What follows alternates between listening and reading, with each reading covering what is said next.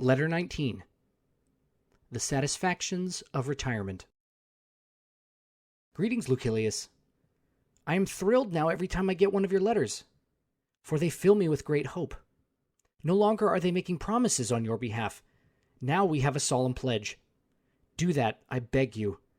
No, I beseech you. For what better request can I make of my friend than what I would ask on my friend's behalf? If you can, ease yourself out of this occupation of yours, and if you cannot, then tear yourself away. We have wasted enough time.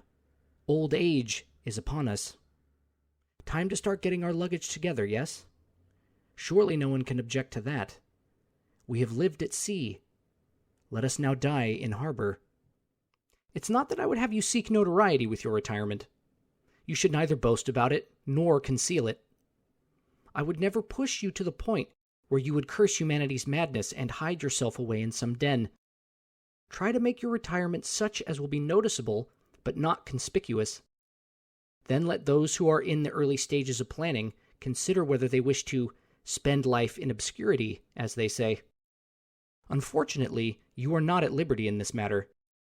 Your vigorous talent, your elegant writings, your distinguished connections, all of this brought you to the public's attention, and now fame has taken you over. Even if you hide yourself away, even if you go completely underground, still your previous achievements will draw attention to you. You cannot have the darkness wherever you flee. Much of your former light will attend you. You can claim your rest without resentment from anyone, without missing anything, without a pang. For what could you possibly be sorry to leave behind? Your clients? It's not you they are following around, not any of them. It's what they might get from you. It used to be that clients were after one's friendship, but now they are in it for the spoils alone. Once the childless old man changes his will, they will pay their visit to someone else's door. Great goods do not come at small prices, Lucilius. Count the cost. Would you rather abandon some of your property or abandon yourself? If only it had been your lot to grow old in the station to which you were born. If only fortune had not carried you out into the deep. The life of true health was in sight, and you have been driven far from it by your swift rise. Your provincial governorship, and whatever promises this held. Higher offices await you now, and one thing will lead to another. Where will it end, though, Lucilius?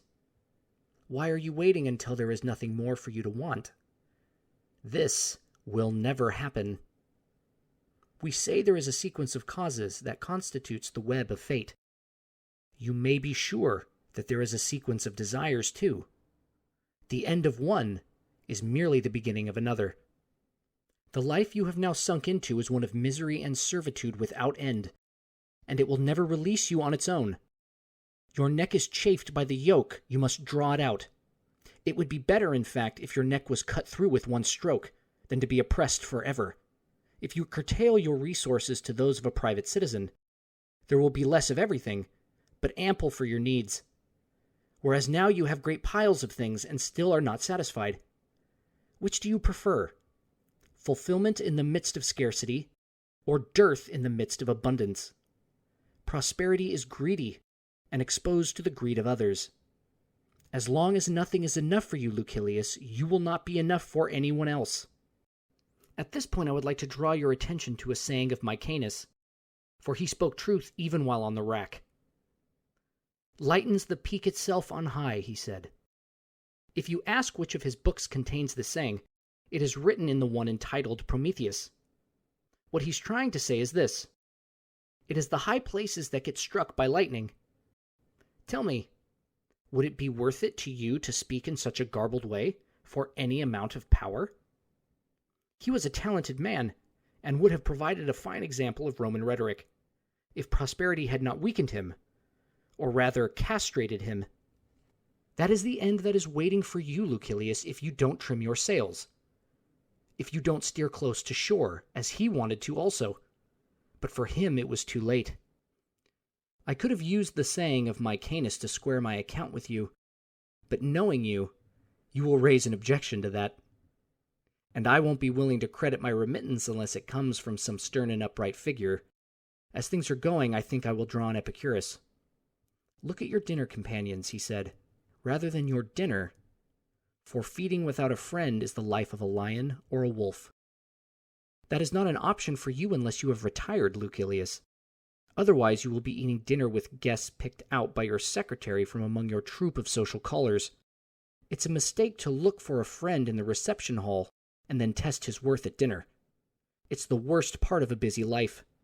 Preoccupied with your own belongings, you think people are your friends when you are not a friend to them. You believe that the favors you are doing for people are winning them over to your side, when as far as some people are concerned, the more they owe, the greater their hatred. A small loan creates a debtor. A large one creates an enemy. What, you may ask?